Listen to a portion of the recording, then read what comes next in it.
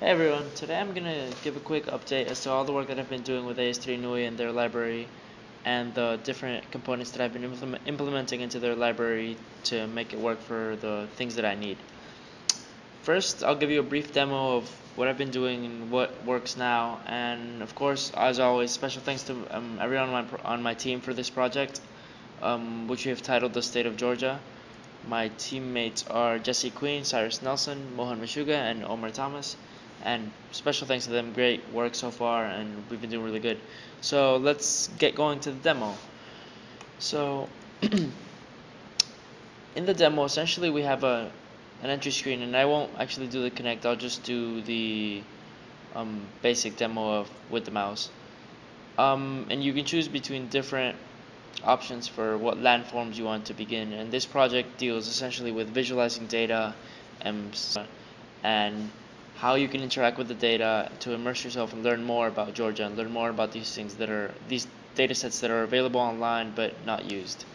So if you were, say, to go to shores, it would load up and you'd get shores and you can do whatever you want with shores. Now, how that looks in code, and we'll go to state of Georgia right here and say, we essentially have just a landformed page object, which is a class that I created, which is a sprite that contains all the landform objects, and then a shores menu page. And when you initialize the landform page, and actually let me go from the beginning so those of you that don't or haven't used this library before can get a better understanding. The constructor just adds an event listener when it gets added to stage. Once it does that, it aligns the stage, top left, no scale, and then here's where the fun part starts. You initialize the UI manager, and then the mouse simulator if you want the mouse as well. You can easily just comment this out and you won't get the mouse. It's as simple as one line. And then you initialize the connect. And I like to put my functions in the order of the order that they get called in. So as you see, we have init connect here after we call the flags, and init connect is down here, and then that one calls on connect loaded if it succeeds.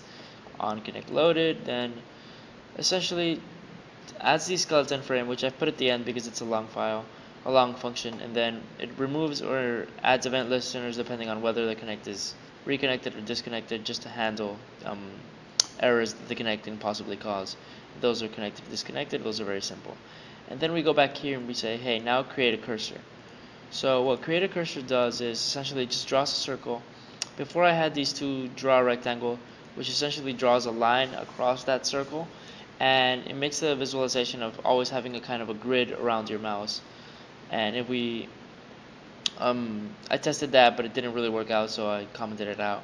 But then essentially then you create your new hand cursor, you tell it what joint you're actually using, and then you pass in the object that you or the shape that you want the cursor to be, and that's all you have to do to create the cursor.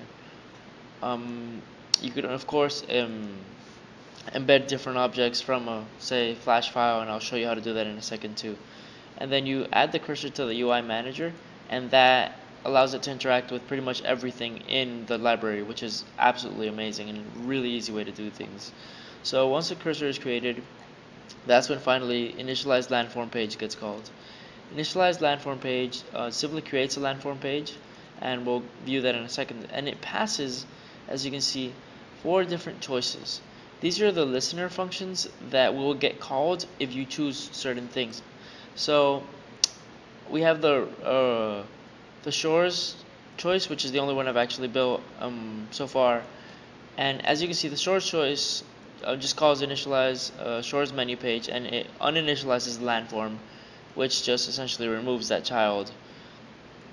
And once you initialize the shore, you create a new shore new menu page, which is the same as the landform page. It just contains the elements of that page, and yeah, it shows them.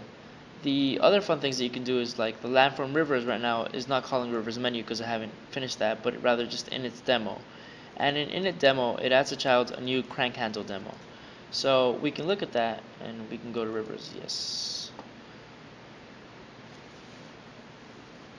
So we can go to rivers and say, okay, now here, and then the crank handler is here. And this is the same demo that had been done before by S3 NUI. As always, thanks to them, they're doing a wonderful job, and this would not be possible without them. So just use the crank handle, and as you move around, the image gets bigger or smaller. which is a really fun interaction. And it's just a proof of concept that you can add anything to um, the scene. I should eventually get around to building the actual back button so I don't have to close my application all the time. But now that I've showed you the demo and breakdown of State of Georgia, I'll look at the breakdown of landform page. Landform page essentially just extends basic page, and we'll look at basic page first.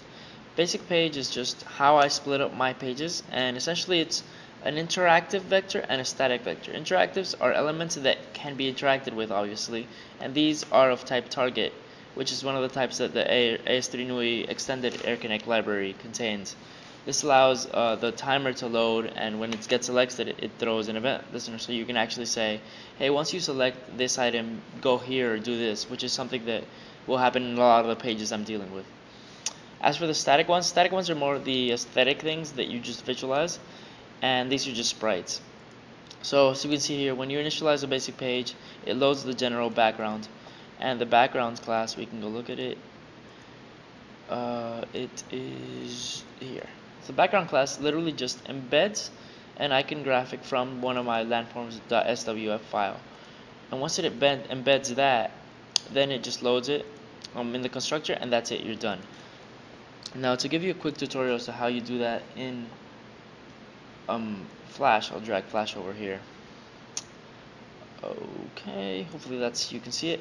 So essentially how you do that there is, if you can see the linkage, let me bring up the linkage here. Here's the background linkage, and this is the background that I have for all my files.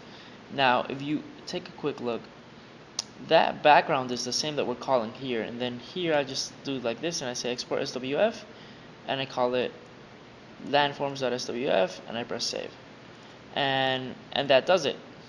And that not only exports the background, it exports every movie clip that you have in here with an ActionScript linkage, which is fantastic because then you have things like background, but then as you can see over here, I also have, say, the forests icon, which is there.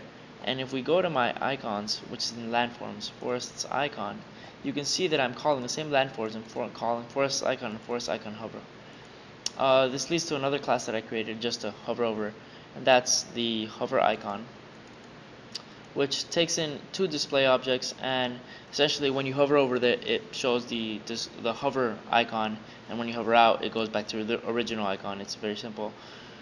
And these are just things that you can do with the AS3NUI library that I've been dealing with. And other than that, I believe I've covered the main things.